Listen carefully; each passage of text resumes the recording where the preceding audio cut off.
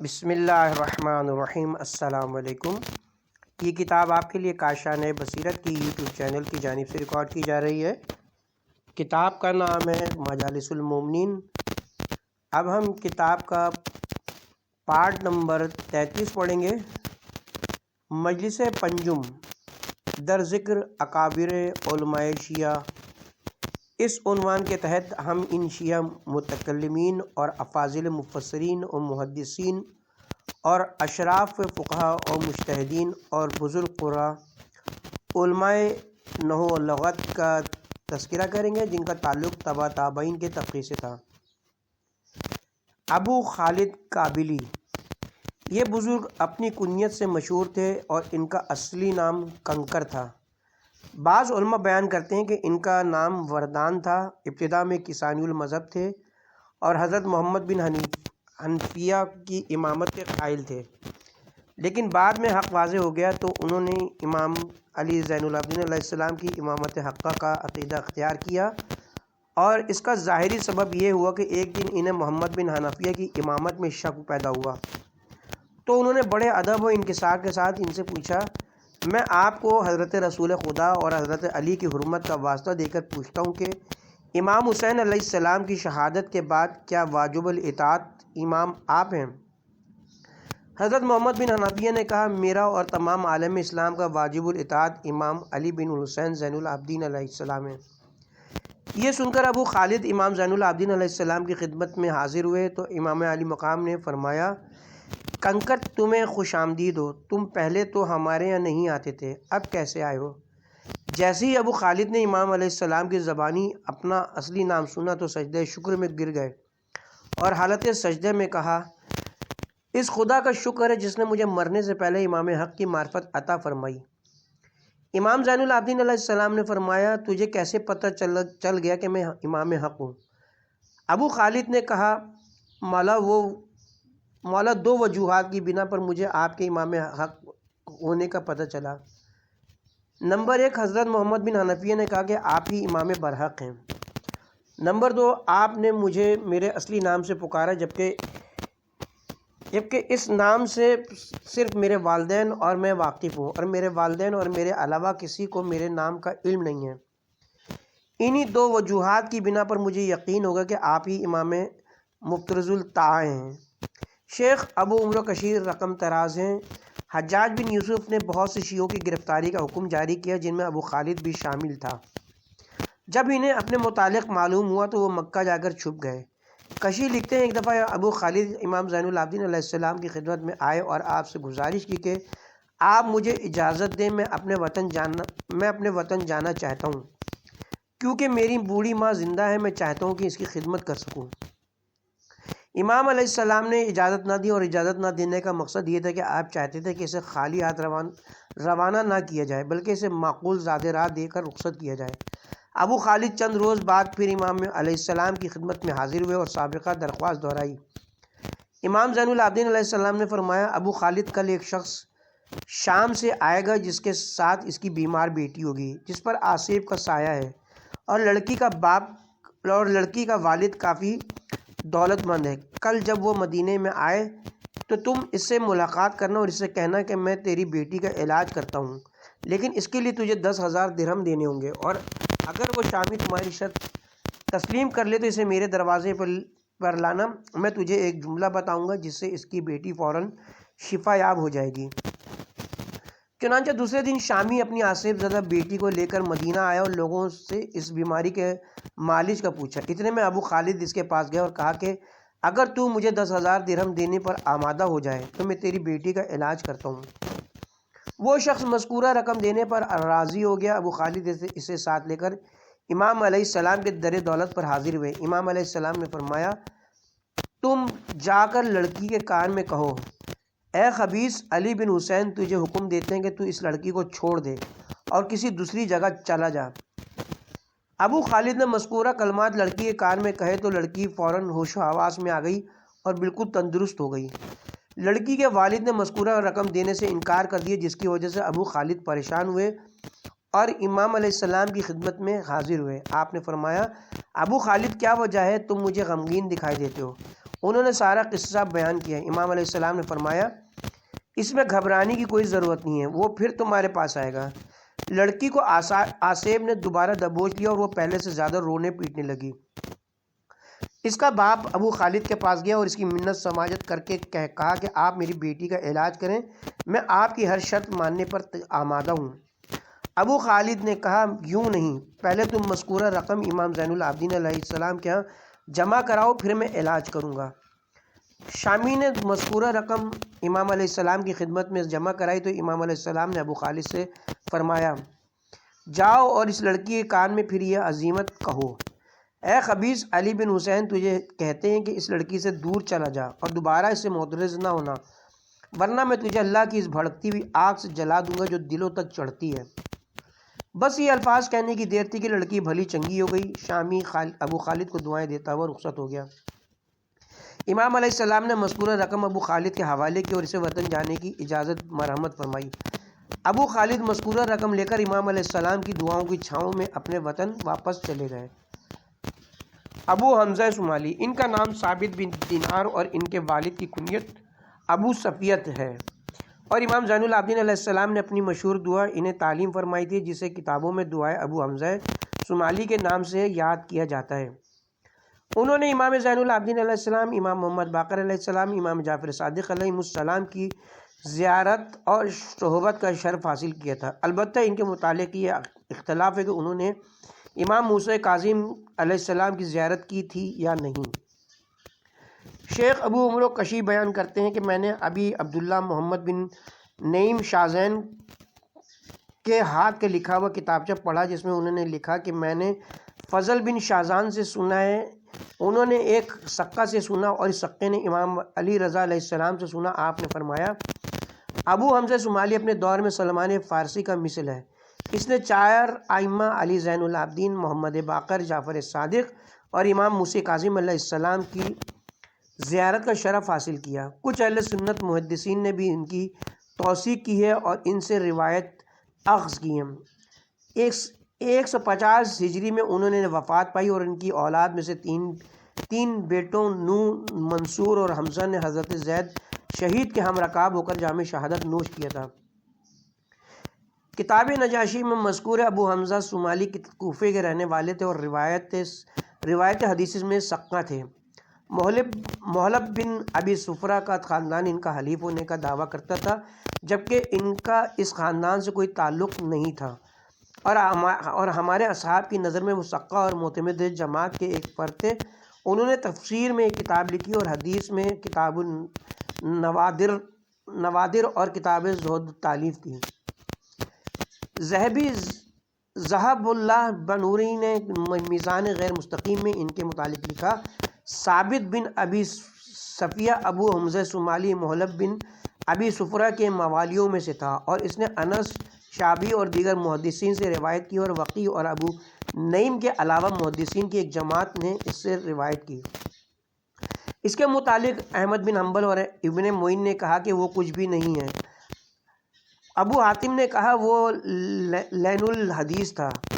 نصابی نے کہا وہ سقہ نہیں ہے۔ عبداللہ بن موسیٰ کا بیان ہے کہ میں ایک دن ابو حمزہ صومالی کے حلقہ درس میں بیٹھا ہوا تھا کہ عبداللہ بن مبارک اس حلقے میں شامل ہوا۔ ابو حمزہ نے عثمان کے متعلق ایک روایت بیان کی اور پھر اس نے ان پر طعن و تشنیع کی۔ مذکورہ طعن و تشنیع کو سن کر عبداللہ بن مبارک ان کی محفل سے اٹھ کھڑا ہوا اور اس نے اپنے اس دفتر کو ہی پھاڑ ڈالا جس میں ابو حمزہ کی بیان کردہ روایات موجود تھیں۔ سلمان نے اسے جماعت روافظ کا فرد کہا ہے۔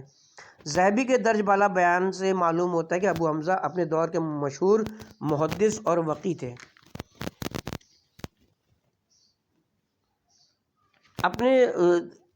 ابو حمزہ اپنے دور کے مشہور محدث تھے اور وقی اور ابو نعیم اور عبداللہ بن مبارک جیسے افراد ان کے حلقہ تلامذہ میں سے تھے۔ شیخ ابو علی تبریسی نے الاحتجاج میں ابو حمزہ صومالی سے یہ روایت نقل کی ہے۔ ابو حمزہ صومالی بیان کرتے ہیں کہ ایک دن حسن بصری امام محمد باقر علیہ السلام کی خدمت میں حاضر ہوئے اور عرض کی میں آپ کے پاس چند آیات الہی کے متعلق سوال کرنے کی غرض سے حاضر ہوا ہوں۔ امام محمد باقر علیہ السلام نے فرمایا کیا تو فقیہ بصرہ نہیں ہے؟ اس نے کہا جی ہاں، لوگ ایسا ہی کہتے ہیں۔ آپ نے فرمایا کیا تو تمام اہل بصرہ تجھ سے مسائل دریافت کرتے ہیں؟ اس نے کہا ہاں جی ہاں ایسا ہی ہے۔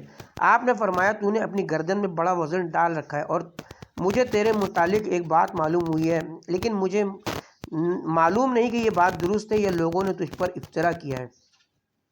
حسن بصری نے کہا آپ نے کون سی بات میرے متعلق سنی ہے؟ آپ نے فرمایا میں نے سنا ہے کہ تو لوگوں کو تعلیم دیتا ہے کہ اللہ تعالیٰ نے بندوں کو پیدا کر کے ان کے امور ان کے سپرد کر دیے ہیں۔ یہ بات سن کر حسن بصری خاموش ہو گیا۔ پھر حضرت نے فرمایا حسن یہ بتاؤ کہ اگر کسی شخص کے متعلق اللہ کہہ دے کہ تجھے امان ہے تو کیا اس اعلان امن کے بعد اس شخص پر کبھی خوف طاری ہو سکتا ہے؟ اس نے کہا ہرگز نہیں۔ پھر امام علیہ السلام نے فرمایا ذرا اس آیت مجیدہ کے متعلق بتاؤ کہ اس سے کیا مراد ہے؟ اور ان بستیوں کے درمیان جن میں ہم نے برکت عطا کی تھی اور چند بستیاں آباد کی تھیں جو باہم نمایاں تھیں، اور ہم نے ان میں آمد و رفت کی راہ مقرر کی تھی کہ ان میں راتوں کو دنوں کو بے خوف ہو کر چلو پھرو۔ سورہ سبا آیت نمبر 18۔ حسن بصری نے جواب دیا اس سے مراد مکہ ہے اور اللہ نے اس کے راہوں کو پرامن بنایا ہے۔ امام علیہ السلام نے بتایا حسن بصری یہ تفسیر کر کے تم خود بھی ہلاک ہوئے اور اپنے پیروکاروں کو بھی تم نے ہلاکت میں ڈالا۔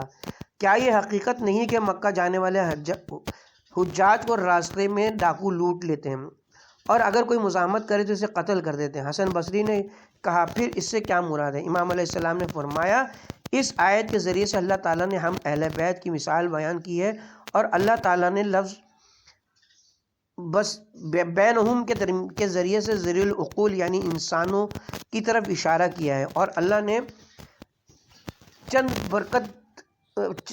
نے پر برکت بستیوں سے ہماری تشبیہ دی ہے اور ہمارے علماء کو نمایاں بستیوں سے تشبیہ دی ہے، اور خواب غفلت میں ڈوبی ہوئی دنیا کو اللہ نے پیغام دیا ہے کہ وہ ہمارے علماء کے ذریعے سے ہمارا علم حاصل کریں، اور وہ علم ظنیات کے بجائے یقینیات پر مبنی ہے جس میں کسی قسم کے اشکال کا کوئی شائبہ تک نہیں ہے۔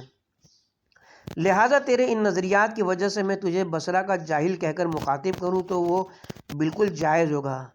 خبردار تفویض کا نظریہ اختیار نہ کرنا، کیونکہ اللہ کمزور اور ضعیف نہیں کہ معاملات کو بندوں کو سپرد کر دے، اور نہ ہی ظالم ہے کہ انہیں اپنی نافرمانی پر جرا کرے۔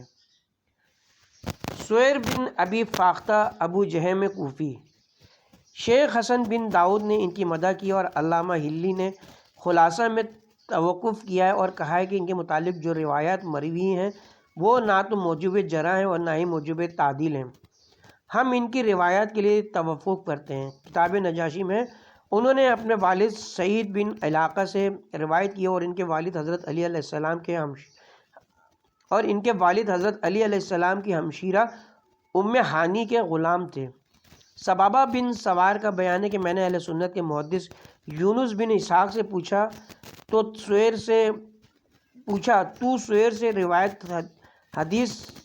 روایت کیوں نہیں کرتا جبکہ اسرائیل جیسا بڑا محدث بھی ان سے روایت کرتا ہے؟ اس نے جواب دیا میں اس سے حدیث لے کر کیا کروں گا، وہ تو راوزی ہے۔ ذہبی نے میزان میں لکھا ابو جہم سویر بن ابی فاختہ کوفی، اس کا والد ام ہانی دختر ابو طالب کا غلام تھا۔ حاشیہ نمبر 1 ذہبی کو مغالطہ ہوا ہے۔ جادہ بن حبیرہ مخزومی حضرت ام ہانی کا شوہر نہیں تھا بلکہ وہ ان کا بیٹا تھا۔ سابقہ اوراق میں ہم نے جادہ بن حبیر کا تذکرہ کیا ہے، لہٰذا اس مقام کی طرف رجوع فرمائیں۔ کتاب کی طرف رجوع کرتے ہیں، اور ایک قول یہ ہے کہ وہ ان کے شوہر جادہ بن حبیرہ مخزومی کا غلام تھا۔ اس نے ابو عمرو اور زید بن ارقم کے علاوہ دیگر صحابہ سے روایت کی تھی، اور اس سے شعبہ اور سفیان نے روایت کی۔ یونس بن اسحاق نے کہا وہ راوزی تھا، ابو حاتم نے کہا وہ ضعیف ہے، دارقطنی نے کہا وہ متروک ہے۔ میں ذہبی کہتا ہوں کہ اس کا والد سعید بن علاقہ بزرگ تابعین میں سے تھا۔ اجلی اور دارقطنی نے اس کی توثیق کی ہے۔ اس نے حضرت علی اور طفیل بن ابی بن کعب سے روایت کی ہے۔ سویر کے متعلق ابن معین نے کہا وہ کچھ نہیں، مرا نے کہا ضعیف ہے۔ احمد بن مفضل سے روایت ہے، اس نے ابو حریم انصاری سے، اور اس نے سویر بن ابی فاختہ سے روایت کی۔ اس نے کہا میں نے حضرت علی علیہ السلام کو یہ کہتے ہوئے سنا کافر اور حرام زادہ مجھ سے محبت نہیں کرے گا۔ عبداللہ بن شریک عامری، کتاب خلاصہ میں مذکور ہے عبداللہ بن شریک عامری امام زین العابدین علیہ السلام اور امام محمد باقر علیہ السلام کے راویوں میں سے تھے۔ مختار کشی میں مرقوم ہے امام محمد باقر علیہ السلام نے عبداللہ بن شریک کے متعلق فرمایا تھا، میں دیکھ رہا ہوں کہ عبداللہ بن شریک عامری نے سیاہ امامہ باندھ رکھا ہے اور اس کے گیسوؤں کی لٹیں اس کے کندھوں پر پڑی ہوئی ہیں، اور وہ 4000 بہادر افراد کو ساتھ لے کر میدان کارزار میں فاجروں سے جنگ کر رہا ہے۔ مؤلف کہتے ہیں حضرت کے فرمان کا اشارہ زمانہ رجت کی طرف ہے۔ حضرت نے اس حدیث میں بیان کیا کہ زمانہ رجت میں عبداللہ بن شریک 4000 افراد کا لشکر لے کر شریک ہوں گے اور دشمنان آل محمد سے جنگ کریں گے۔ عبداللہ نے اپنے والد شریک سے روایت کی ہے کہ امیر المومنین علیہ السلام نے جنگ جمل میں حکم صادر فرمایا تھا، دشمن کا جو سپاہی میدان سے بھاگ جائے اس کا تعاقب نہ کرو، اور جو اپنے خیمے میں خاموش ہو کر بیٹھ جائے اسے کچھ نہ کہو، اور زخمیوں کو قتل نہ کرو۔ اور جنگ صفین میں حضرت نے حکم صادر فرمایا، دشمن کا جو سپاہی میدان سے بھاگ جائے اس کا تعاقب کر کے اسے قتل کر دو اور ان کے زخمیوں کو بھی ٹھکانے لگا دو۔ ابان بن تغلب نے مجھ شریک سے فرمایا، امیر المومنین نے اپنے دشمنوں کے لیے 2 متضاد حکم کیوں جاری کیے؟ میں نے کہا اس کی وجہ یہ تھی کہ جنگ جمل کے دونوں سرغنے طلحہ و زبیر قتل ہو گئے تھے، اسی لیے حضرت نے ان کے فوجیوں کو رعایت دی، کیونکہ حضرت سمجھتے تھے کہ اب یہ فوجی ان کے لیے چندہ خطرہ نہیں رہیں گے۔ جبکہ جنگ صفین میں ان کا سرغنہ معاویہ زندہ تھا، اگر زخمیوں یا بھگوڑوں کو رعایت دی جاتی تو وہ پھر دوبارہ معاویہ کے ساتھ الحاق کر کے اسلام اور اسلام کے اعلیٰ اہداف کے لیے خطرہ بن سکتے تھے، اسی لیے حضرت نے ان کے قتل کا حکم صادر فرمایا۔ سعد بن طریف حنظلی، خلاصہ میں مذکور ہے ان کو سعد اسقاف اور سعد خناب بھی کہا جاتا ہے، وہ ایک علاقے قاضی تھے، انہوں نے امام علی زین العابدین علیہ السلام کی زیارت اور امام محمد باقر علیہ السلام اور جعفر صادق علیہ السلام سے روایت کی تھی، اور ائمہ ہدیٰ کے علاوہ انہوں نے ازبق بن نباتہ سے بھی روایت کی تھی۔ شیخ ابو جعفر طوسی نے انہیں صحیح الحدیث کہا ہے، بعض علماء نے انہیں ناوی المذہب لکھا ہے اور کہا ہے کہ وہ امام جعفر صادق علیہ السلام کی امامت کے منکر تھے۔ ابن داؤد نے اس الزام کی تردید کی ہے۔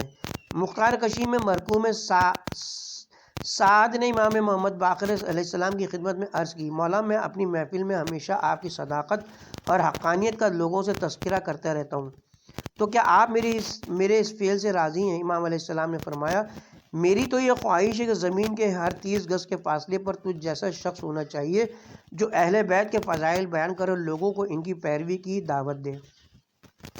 قاسم بن عوف شیبانی خوازی، قاسم بن عوف شیبانی خوازی، خواز استراباد کے نزدیک ایک گاؤں ہے اور قاسم کو بھی اسی گاؤں کی نسبت سے خوازی کہا جاتا ہے۔ مختار کشی اور کتاب ابن داؤد میں مذکور ہے، قاسم بن عوف امام زین العابدین علیہ السلام کے اصحاب میں سے تھے اور کبھی کبھی محمد بن حنفیہ کی خدمت میں بھی حاضری دیتے تھے۔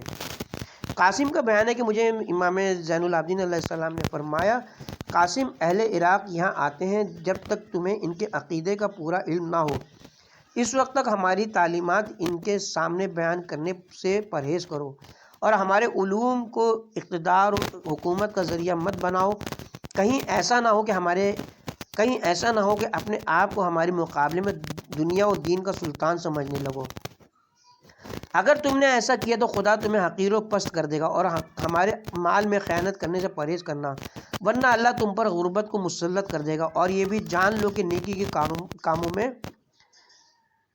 دم بننا فساد اور شر کا سر بننے سے بہتر ہے، اور یہ بھی جان لو جو شخص ہم سے ہمارا فرمان سن کر اسے صحیح طریقے سے لوگوں تک پہنچائے گا وہ اللہ کے صدیقین کے زمرے میں لکھا جائے گا، اور اگر اس نے اس میں جھوٹ کی ملاوٹ کی تو خدا کے ہاں کذابین میں شمار کیا جائے گا۔ اس کے بعد امام زین العابدین علیہ السلام نے مجھے اپنے فرزند محمد باقر علیہ السلام کی آمد کی بشارت دی اور فرمایا ان سے وابستگی اختیار کرنا۔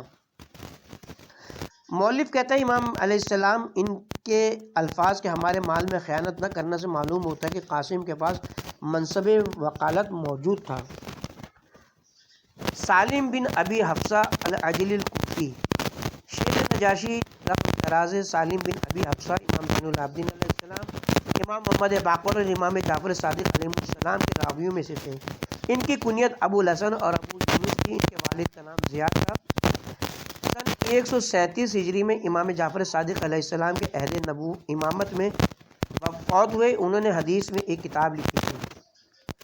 قاسم بن محمد بن ابی بکر بن ابی قحافہ تیمی القرشی، ابن داؤد نے اپنی کتاب میں تحریر کیا۔ قاسم بن محمد امام علی زین العابدین علیہ السلام کے اصحاب میں سے تھے اور اب فاضل اور فقی تھے۔ قاضی ابن خلقان شافعی نے اپنی تاریخ میں تحریر کیا۔ قاسم تابعین کے سرداروں میں سے تھے اور مدینہ طیبہ کے مشہور 7 فقہاء میں سے ایک تھے اور اپنے دور کے افضل ترین شخص تھے۔ انہوں نے بہت سے صحابہ سے روایت کی اور بہت سے تابعین نے ان سے روایت کی۔ یحییٰ بن سعید کا قول ہے ہمیں قاسم بن محمد سے افضل شخص دکھائی نہیں دیا۔ مالک بن انس کا قول ہے قاسم اس امت کے فقہاء میں سے تھے۔ محمد بن اسحاق نے کہا ایک شخص نے قاسم بن محمد سے پوچھا آپ بڑے عالم ہیں؟ یہ سالم بن عبداللہ بن عمر بڑے عالم ہیں۔ قاسم نے جواب میں کہا وہ بابرکت انسان ہے۔ حضرت قاسم نے احتیاط برتتے ہوئے اسے اپنے سے بڑا عالم نہیں کہا تاکہ جھوٹ کی آلائش نہ ہو، اور اپنے متعلق یہ بھی نہیں کہا کہ میں اس سے بڑا عالم ہوں تاکہ خود ثنائی پیدا نہ ہو۔ زین العابدین علیہ السلام کی والدہ اور قاسم بن محمد کی والدہ دونوں شاہ ایران یزدگرد کی صاحبزادیاں تھیں، اسی لیے قاسم امام علیہ السلام کے خالہ زاد تھے۔ قاسم کے سن وفات میں بہت سارے اختلاف ہے۔ ابن خلقان کے نزدیک ان کی وفات سن 101 ہجری میں واقع ہوئی اور اس وقت ان کی عمر 70 یا 72 برس تھی۔ یحییٰ بن ام الطویل کتاب خلاصہ میں کشی سے نقل کرتے ہوئے علامہ ہلی نے تحریر فرمایا یحییٰ بن ام الطویل امام زین العابدین علیہ السلام کے حواری تھے، اور فضل بن شاذان کا قول ہے امام زین العابدین علیہ السلام کے منصب امامت کے آغاز میں صرف 5 افراد آپ کے مخلص شیعہ تھے، جن میں ایک یحییٰ بن ام الطویل تھے۔ امام زین العابدین علیہ السلام سے منقول ہے امام حسین علیہ السلام کی شہادت کے بعد 5 افراد کے علاوہ باقی سب منحرف ہو گئے، اور وہ یہ ہیں: نمبر 1 ابو خالد تھے کابلی، نمبر 2 یحییٰ بن ام الطویل، نمبر 3 جبیر بن موتم، نمبر 4 جابر بن عبداللہ انصاری، نمبر 5 شبکہ جو امام حسین علیہ السلام کا حرم متحرم جو شبکہ، نمبر 5 شبکہ جو امام حسین علیہ السلام کا حرم میں محترم تھی۔ پھر آہستہ آہستہ لوگ حق کو پہچان کر الحاق کرتے گئے۔ کتاب کشی میں مذکور ہے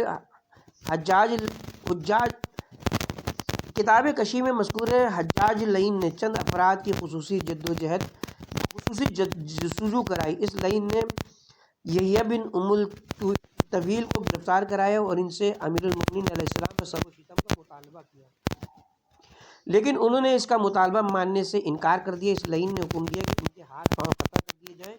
جب ان کے ہاتھ پاؤں کٹ گئے تو حجاج نے انہیں شہید کر دیا۔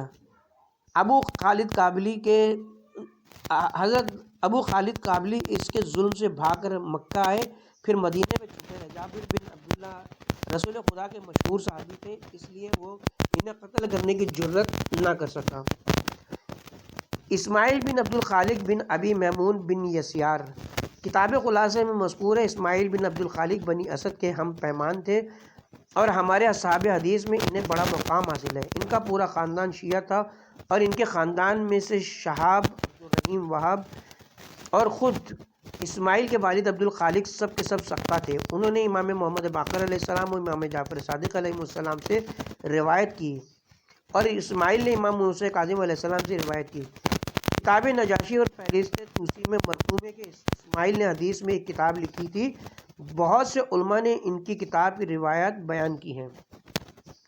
عبد الخالق بن عبدالربا خلاصہ میں مذکور ہے کہ وہ بنی اسد کے موالیوں میں سے تھا اور وہ ایک نیک شخص تھا۔ کشی نے محمد بن سعود سے روایت کی، اس نے عبداللہ بن محمد سے، اس نے اپنے والد اسماعیل بن عبد الخالق سے روایت کی کہ امام جعفر صادق علیہ السلام کی محفل میں میرے والد کا تذکرہ ہوا تو آپ میری طرف متوجہ ہوئے اور فرمایا اللہ تیرے باپ پر رحمت نازل فرمائے۔ عبداللہ بن ابی یفور خلاصہ میں مذکور ہے ان کی کنیت ابو محمد تھی اور وہ سقہ اور ہمارے اکابر اصحاب میں سے تھے۔ آپ قاری تھے اور مسجد کوفہ میں قرآن مجید کا درس دیا کرتے تھے۔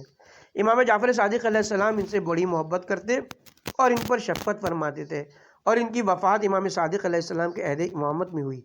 کشی نے امام موسیٰ کاظم علیہ السلام سے روایت کی، آپ نے فرمایا عبداللہ بن ابی یفور امام محمد باقر اور جعفر صادق کے حواریوں میں سے تھے۔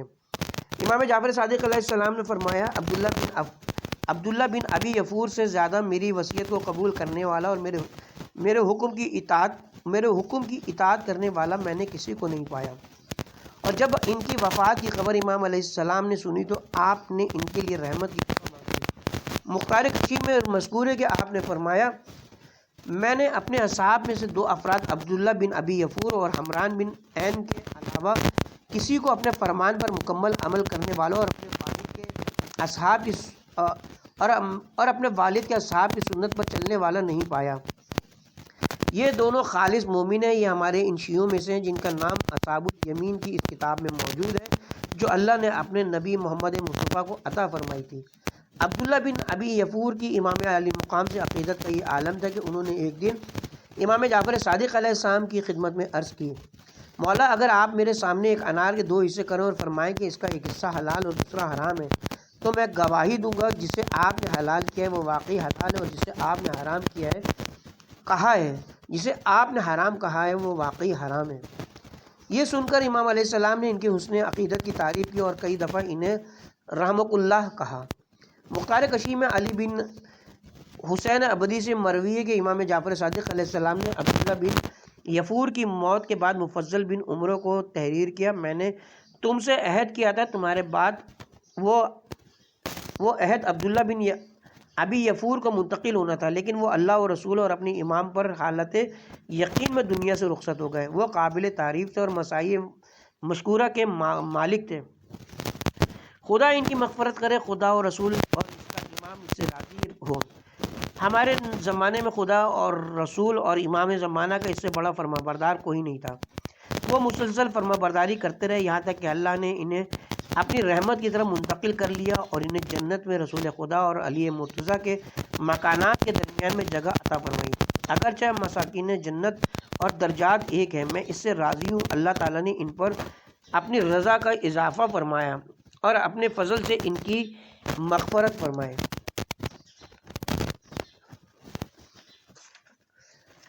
فضیل بن یسار نحدی کتاب خلاصہ میں مذکور ہے، فضیل بن یسار بصرہ کے خالص عرب تھے اور وہ امام محمد باقر علیہ السلام اور جعفر صادق علیہ السلام کے راویوں میں سے تھے، اور امام جعفر صادق علیہ السلام کے عہد امامت میں ان کی وفات ہوئی، اور جب امام جعفر صادق کی ان پر نگاہ پڑتی تو فرماتے تھے مبارک ہو اور تواضع کرنے والوں کو جنت کی بشارت ہو، اور آپ فرماتے تھے زمین کو فضیل بن یسار سے سکون محسوس ہوتا ہے۔ آپ فرماتے تھے فضیل بن یسار میرے والد کے اصحاب میں سے ہیں اور میں چاہتا ہوں کہ ہم اپنے والد کے اصحاب سے دوستی کروں۔ کشی رقم ترازیں فضیل بن یسار ان لوگوں میں سے ہیں جن کی فقہ و صداقت پر گروہ امامیہ نے اجماع کیا ہے۔ اعمالی صدوق میں مذکور ہے، فضیل بن یسار کہتے ہیں کہ میں نے حضرت زید شہید کے ہم رکاب ہو کر لشکر شام سے جنگ کی تھی۔ جنگ میں حضرت زید شہید ہو گئے اور میں مدینہ طیبہ آیا اور امام صادق علیہ السلام کی خدمت میں حاضر ہوا تو آپ نے مجھ سے فرمایا فضیل کیا تم میرے چچا زید بن علی کے ساتھ جنگ میں موجود تھے؟ میں نے عرض کی جی ہاں میں ان کے ساتھ تھا۔ امام علیہ السلام نے فرمایا تم نے کتنے شامیوں کو قتل کیا؟ میں نے کہا میں نے 6 افراد کو قتل کیا۔ حضرت نے فرمایا خبردار ان کے خون کے حلال ہونے میں کبھی شک نہ کرنا۔ میں نے کہا اگر مجھے شک ہوتا تو میں انہیں قتل ہی کیوں کرتا؟ پھر امام علی مقام نے فرمایا اللہ مجھے ان کے قتل کے ثواب میں شریک کرے، خدا کی قسم میرے چچا اور اس کے اصحاب نے امیر المومنین اور ان کے اصحاب کی سیرت پر عمل کیا۔ مختار کشی میں ابی اعلان سے منقول ہے کہ میں نے فضیل بن یسار کو بتایا کہ عبداللہ حسنی کے فرزند ابراہیم و محمد نے حکومت کے خلاف خروج کر دیا ہے۔ فضیل نے کہا یہ دونوں حکومت عباسیہ ہیں، کچھ نہیں بگاڑ سکیں گے۔